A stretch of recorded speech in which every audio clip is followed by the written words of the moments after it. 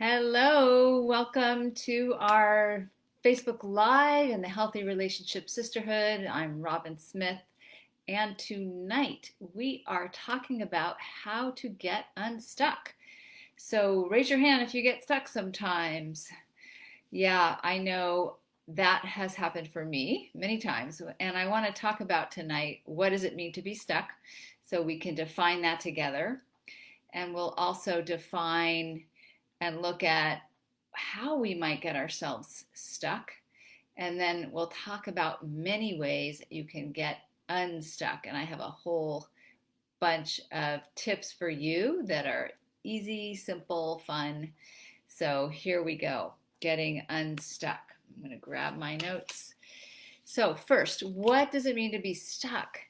I'm guessing that everybody might have their own experience with being stuck and what that feels like to you, what it looks like. So here's what I would say for me, that when I feel stuck, it might be a physical experience or a mental experience. So being stuck for me might be like I'm tense, I feel frozen in my body, I can't move.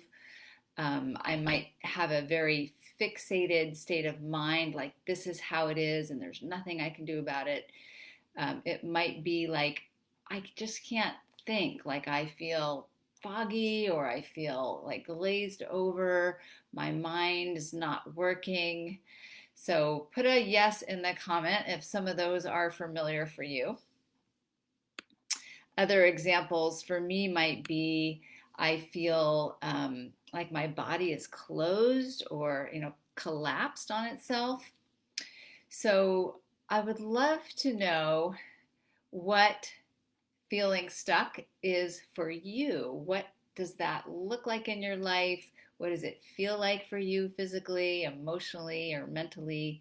Sometimes we feel stuck in a feeling, right? We're just like angry all the time, or we're scared all the time, or we're sad all the time. So, and we can't seem to shift it, right? And a lot of us have a go-to kind of stuck, like we go to a certain kind of emotion first, kind of no matter what happens. So when I support my clients, that's often what we discover is even if something, they might be angry about happens, they'll cry, they look sad, but they're actually mad. So I'd love to hear from you if those things feel familiar. And the other way that I think stuck looks or happens for a lot of us, and I know with my clients too, is that stuck is like stuck in a pattern. And so I hear this a lot from women. I feel stuck. I can't, I'm always reacting the same way. I get so triggered by my partner, and it's always the same kind of thing that he does triggers the same kind of response in me. So that's kind of a stuck pattern, right? Where you always respond the same way and you don't seem to have a choice about it. So looking over for who's here. Hey, great to see you, Tamra. Yes, she's responding exactly the same. Yeah, and I'd love to hear if you're arriving here, like where you're chiming in from tonight, and also any responses that you have about what I've said so far. And you can also ask a question. And even if you're watching later in the recording, it's great for me and for everybody when you ask questions, and I'll come back and answer it, and other people are welcome to answer too. So it helps us have a dialogue and a discussion together and make it more fun. So welcome if you're just joining, and we are talking about feeling stuck and what that looks like for you. And if you have anything to add to that, I'd love to know. And now let's look at how we get ourselves stuck. Because it's not always conscious. I would say it's mostly unconscious, right? We're not, probably if it was more conscious, it wouldn't happen as much. Let's put it that way. So we get ourselves stuck by, like I was saying, in a relationship dynamic, we respond reacting to a certain behavior in the same old way. And my sense is, at least from my studies and training in developmental trauma, that a lot of how we get stuck is rooted in our early trauma, because we've developed what we call survival strategies at an early age, and they are just that, strategies they're like behaviors and patterns that you figured out when you needed them to survive. To survive a certain difficult situation that was traumatic, right? And a trauma is not just like a hard moment, but it's a moment that's like overwhelming to your system. And there's so many examples. I've talked about trauma quite a bit here, but what's traumatic for one person may not be traumatic for another. But as children, we don't have a very evolved nervous system, especially as, newborns and infants and babies. And so a lot of things can be traumatic, like not getting fed on time, like not being changed enough, like being letting the child cry too long, like yelling at the child, and especially chronic trauma that happens regularly, or multiple things are happening, like your parents are arguing or they're hurting each other, or one of your parents is gone all the time, or maybe your parents never touched you or never told you they loved you, or they were always criticizing you, or maybe a parent was in the hospital or in jail. So there's just lots of examples of what could be traumatic. And when there's trauma, then if we're still here, we have survived it, and we survived it because we found a way to do that worked for us at the time, and it was the best we could figure out. And then the problem is we carry that forward into our adulthood, keep doing the same survival strategy, and that's a pattern of stuckness, right? Because you keep doing something that even is hurtful or harmful to yourself now, even though it was needed in the past. Give me a yes or a thumbs up in the comment if I'm making sense to you, or feel free to ask a question. Hi, Risa, good to see you. Yes, early trauma playing out, Tamara, thank you. Love seeing your comments, and let us know where you're listening from.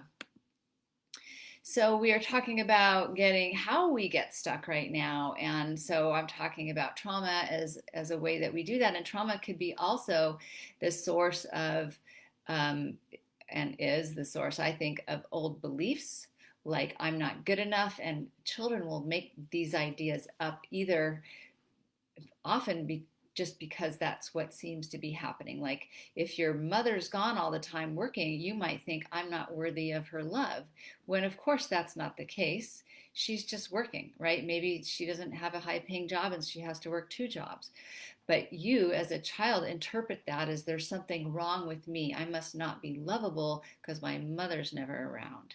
So that would be an old belief that you could carry forward and get yourself stuck in, like always thinking, oh, because that person didn't text me back, I must not be worthy of love, right? Because he broke up with me, I must not be lovable. I must not be good enough. Because I didn't get the promotion and someone else did, there's something wrong with me. So you can see how that's a stuck pattern, to keep the old belief going and let it, ruin your life in a lot of ways. So we can get stuck in patterns of behavior. We can get stuck in old beliefs. And so let's talk about the patterns more. So a pattern might be sourced in the belief, I'm not good enough, so I'm not going to try, right? So, or it could be like, I'm going to keep the weight on because I don't want anyone, attracted to me, because then I'll have to feel unworthy, and that would be painful. So that would be a pretty unconscious thing to do for most people. Or it might be an old way of reacting. If you think that if we stay with I'm not good enough and someone criticizes you, you might, react with sadness, or you might react with withdrawal, because even though they're being critical and no one likes to be criticized, you might really take that personally, like it's true and it's because I'm a bad person, instead of they're just saying like you left a mess out and you should clean it up, and you might really take that too personally and make yourself wrong. So there's some examples of, how we, maybe from early life trauma stuff, it doesn't always have to be rooted in trauma, but we're talking about how we can get stuck in old beliefs and old ways of doing things and old relationship dynamics, and not really have a clear path for how to get out, because it's just so ingrained in us. It's just like a well-worn path up the mountain, right? There, you can create a new path, but if there's one path that's really well-worn and it's wide and it's like that seems like the more direct path, you're just going to go that way. That's kind of what your nervous system does. It's familiar. And so creating a new path, it takes some energy, it takes some determination to like carve out the new way and make it more accessible for your nervous system. Say a yes in the comment if that is making sense to you. I know these are kind of very detailed descriptions here. Great, Rachel, welcome. Good to see you. Glad that makes sense to you. Okay, coming back to my notes. So when we're like fixed-minded, I know that was something for me, like, really being fixed in a position, like a position could be like, I'm always right, you're not right. Raise a hand or a thumbs up if that's familiar. I just got a message, my battery's gonna die, so one moment. I forgot to plug in. Luckily, there's a simple solution for that. Ta! Okay. Yeah, so being fixed in a position, and in that position could be like a right, wrong, or it could be like a victim position, like there's just no way out. I'm stuck. Like, for one, I'm stuck is something we say when we're more in that victim role of feeling helpless, feeling incapable, feeling I can't, it's not possible. That's definitely come from that place where we're in that narrow mind of stuck. So other things you might say when you're feeling stuck. Hey there, Farah, welcome. So why don't you chime in with what you say, with what you hear yourself saying when you're stuck? And it might just be, I feel so stuck. Or you might, what is it for you? Is it there's no way out, or this is hard, or I can't change it? What do you say when you feel stuck? I'd love to know, because we can educate each other, and when other people share, it's like we get light bulbs going off. Oh yeah, I hadn't thought of that one. So please chime in the comments with your own experiences of either what stuck feels like, or how it comes out of your mouth, or what happens in your body when you're stuck. Okay, so we've covered a lot of that, and I'm going to move on now to, I'm just reading something here. Yes, okay, so here's what I wanted to say, that we're going to talk about now like tips, simple tips that you can do, simple moves, simple practices for making a shift when you do feel stuck. And what I want to say is that in my experience, these really can shift your energy, your energetic experience fast, and get your mind opening up. And the reason for that is a lot of them are incorporating your body. And part of how we feel stuck is that, like I was saying, that kind of narrow mind, like tunnel vision, like I can't see any other way. It's just like, that's how it is. And we do that from a place of fear. We do that from a nervous system kind of contraction place. And we do that from just being habituated into a pattern. So the shift moves I'm going to teach you, I'm going to share tonight, are to help shift your body, and those will affect your nervous system and also your mind. Like those three things are interconnected, right? Your body, your energy body or nervous system, and your mind and how you're thinking. So you may have noticed that, when you're collapsed a lot, that brings you a certain state of mind. Like try just like, collapsing, and like, what kind of state of mind comes from that, right? It's not usually very bright and cheery. It's going to be more like down and depressed. But when you open, like this is a universal gesture of excitement or joy and expansion. And so when you do that gesture, it's pretty hard to have that down in the dumps experience, because there's this energetic opening happening. So we really can shift our state shift, with a body shift. How cool is that? Put a yes in the comments if you're ready to learn how to do that. And I'm coming over. Sometimes the comments are delayed, so my apologies or sometimes they're hiding and I don't see them all right away. So my apologies if I have not seen your comment yet, but usually I'll at least see them when we're done. Okay. So that said, what I also wanted to say is that often I found that we need more than just a state shift. We actually do need to kind of untangle the beliefs and the what we call identity structures that are created by reliving and living in old beliefs and concepts about who we are and patterns of how we relate to people. So the state shifts are going to help, and they're going to start you off on new, like I said, new ways of thinking and relating. And just a caveat, you might need more than that, but I'm open to that being enough. Like, let me know if you bring these home and practice, and come back and report back to us and let us know how it goes, because these can be super helpful. So let's see. Yeah, I said what I need to say. So here we go, dun, dun, dun, dun, with some tips.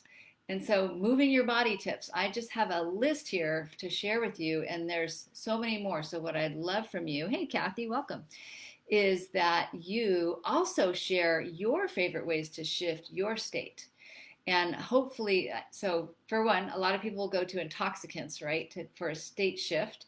And let's keep those out of the mix, because of course you can shift your state with drugs and alcohol, but in the long run, they don't usually help a whole lot. So I'd love for us to find ways to do that naturally.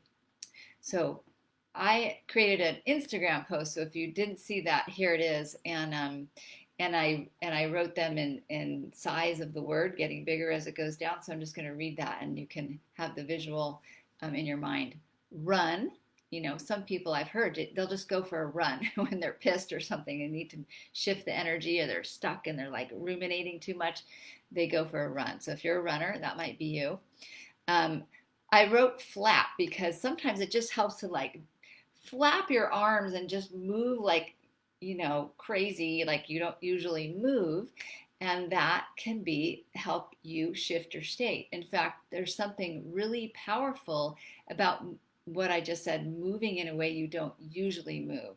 So if you're a runner and you go run, of course, that's really familiar and it's very a linear movement. But doing something wild and weird, that actually requires like you creating a new pathway, right? Like I talked about the new path up the mountain. And so you are actually like rewiring yourself in that moment of like, how can I move in a way maybe I have never moved before? So sing, right? Because you're opening your throat, you're getting energy moving up and out. Walking can be helpful. You know, getting outside, right? If your energy feels stuck and you've been inside all day, get outside. Or if you've been in front of the computer all day and you've been like this, you know, do this and look out the window and see the view and look around at the different colors in the space.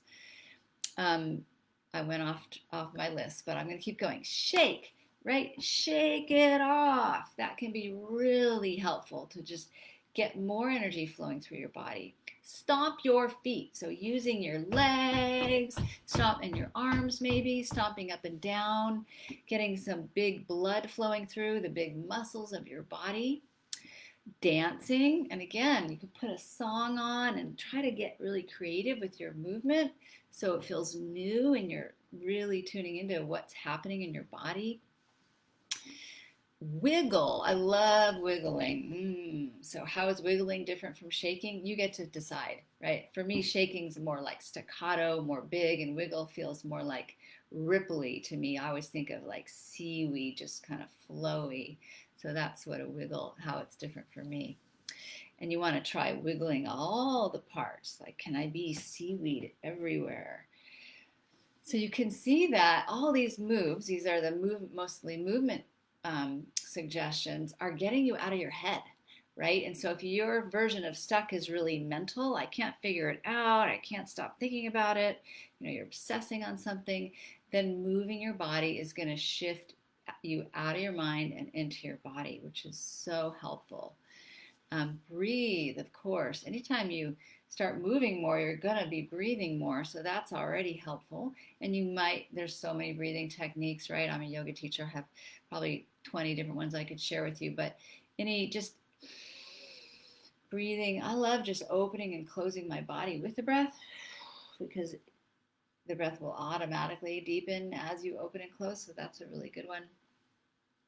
Get the breath, the fluids moving, the heart, beating more, and wake yourself up. Get into nature. I spoke to that earlier. And like, some of us don't have a lot of nature, and I understand that, but do your best to get really into nature, like feet on the ground, like not on concrete, even if you're wearing shoes because it's cold, being in like a different texture of earth is really helpful to feel that, to feel the wind on your skin, to the different light, the quality of light coming into your eyes. So now I'm bringing forth the five senses, right? And so the more you can get access to your five senses, again, you're shifting your state by, those are all in your body, right? They're all body experiences, and there are different ways of tuning into your body. And so you're, again, coming out of the head and into the body. So you can think, if you can't remember all these, you can just go five senses, touch something, taste something, smell something, right? Hear something, see something. So I talked about getting into nature, really appreciating, like touching a tree, like the texture of the bark. Wow. It's so incredible. The dirt through your hands, the smell of the flower, so much in nature that we can be appreciating on a regular basis. Give me a yes in the comments if you already do some of these things. Or if you got a new one, let us know, like, what's your favorite so far that you want to try on. Okay, lie down on the earth. That's so healing. Some of you may have heard the term earthing. It's a practice of actually getting your skin on the earth. It's super grounding, and there's actually like some studies on it, and it can help your sleep. So there's probably some minimum amount of time, but I would imagine, I think it's like 10 or 20 minutes of earthing a day. Super helpful for your system, especially when you're at a computer a lot, you've got artificial light and screens and all that. So lying down on the earth, on the grass, feet in the sand, feet on the grass, those types of things are going to be super helpful to state shift. Open your ears, right? There's so many sounds we don't even pay attention to. That's one of my practices when I meditate is, sometimes I meditate and I've got a lot going on in my head and I'm like, am I meditating? I'm just thinking, right? Or say a yes in the comment if you're familiar with that one.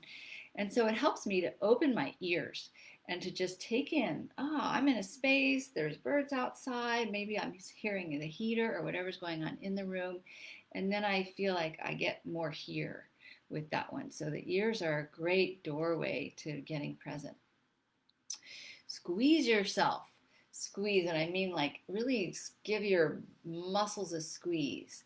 That can be really helpful to just feel, okay, I'm here, have this body, muscles and bones.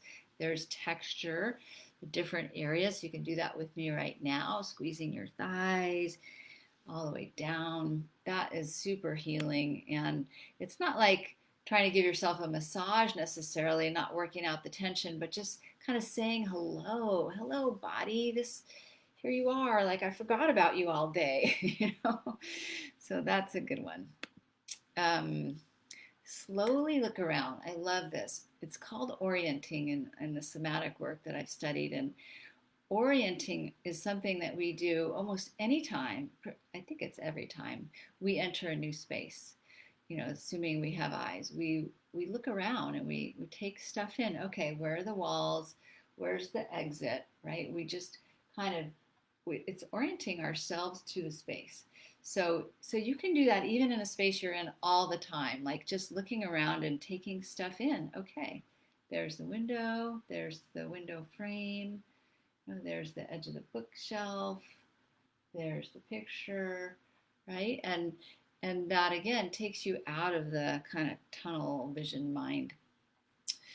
So last one I have here, and then I've got a few more for you, is fully taste something. I'm going to do that. Have a sip of water and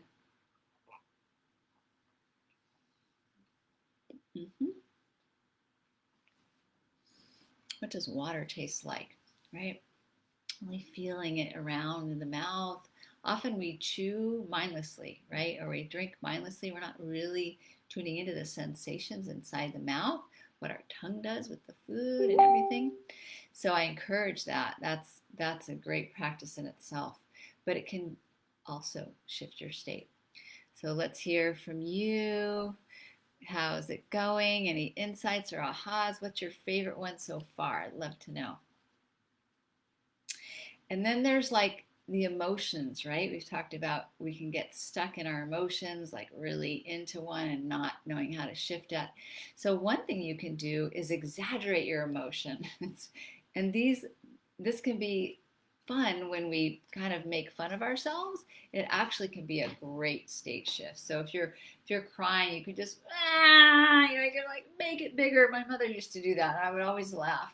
She would just like if I hurt her, if I said something a little mean, she'd go wah, and she'd just like act like a baby. And then of course it was a demonstration that she was having a feeling, but it was also funny, and I appreciate that now. So if you're angry, you can just ham it up. Of course, you're not going to be aggressive and hurt somebody, but it's like, yeah, really let it out and exaggerate the sounds, exaggerate the gesture of your emotion, and that can help you shift it. Versus like stuffing the emotion. So that's a good way to get stuck, is to not let yourself have your emotions. Yeah. And then we talked about breathing, and you could also put your attention more on your breath, like even if you're just not breathing normally, just breathing your usual way, but actually getting quiet for a moment, not talking, maybe eyes closed, and like, what does it feel like to breathe? What parts move when I breathe? What's the sound of my breath? So like that. Another one is it's sort of like I said, but if you could have a temper tantrum. How fun would that be, right? That's like the stomping that we did, but you could make a sound, you could complain, you could make it bigger. Like if you're already kind of complaining, this is about making it bigger and just letting yourself have a rant, letting yourself act like a 2-year-old, and you could put on a timer, like for 2 minutes, I'm going to act like a 2-year-old and see how it goes, or 1 minute. And then, most likely you'll be laughing or crying, or something will have shifted for you. So that's what's so great. Making faces. I've demonstrated that a little bit with the sound, but you could just also like pull your face around and ooh, and try that with me, and nobody's looking, right, at you anyway. So that is interesting, and it's working with your body and shifting. And sometimes you might need to try some different ones. So if the one you're doing is not working for you, you've got a smorgasbord of other ones. Okay, I'm going to offer a few more. So making a sound. So just like you might move your body in a new way, you could try making new sounds. I'm not going to do that right now, but I think you get the idea, right? You can, as you pull your face around, you can make different sounds with each move of your face. So, and have fun with it, right? And having fun, you've probably just shifted your state. So, all right. And then sometimes it's cool to not use sound or words at all. So you might mime your experience. Like if you want to have a rant, you could just do it with mime, and like you're trying to communicate it without words. Or you could also try it without words, but with sound. So no actual words, but gibberish would be another way. So you can see there's endless creative ways to make a shift. And we've been going about a half hour. So I'm going to stop, and love to know if you have any questions or responses. And again, if you're responding later after the live, still would love to hear from you. Let me know your big takeaways, what you're going to bring home and try on for yourself. And also, anywhere along the way in the video, I'd love to hear any responses to what I've been sharing. And so just a heads up, I am about to offer a free training in this group. It starts March 15th. I think I mentioned it before, and I've shifted the date. So it's now the Ides of March. And it's going to be about healthy communication techniques and practices for you. Super juicy stuff. I'm going to do it like I've never done it before. We're going to take it to 7 days. I'm adding some training. We're going to have special guests, so I'm getting excited. So please mark the dates on your calendar. It's going to be that week of March 15th, Monday through Friday at 5:30 p.m. in this group. That's Pacific time, so that would be 8:30 p.m. Eastern. And it'll go for about an hour each evening. We'll have a Sunday session at noon Pacific, 3 p.m. Eastern, as well as a following Monday evening. That would probably be the 22nd, again at 5:30. So we're getting 7 sessions, 7 in the Get Heard communication training starting in March 15th. So mark your calendar for that. Look for information on how to get registered. It's totally free, and you're going to get lots of support and training here right in this group. Thanks for being here, everybody. Thanks for your comments.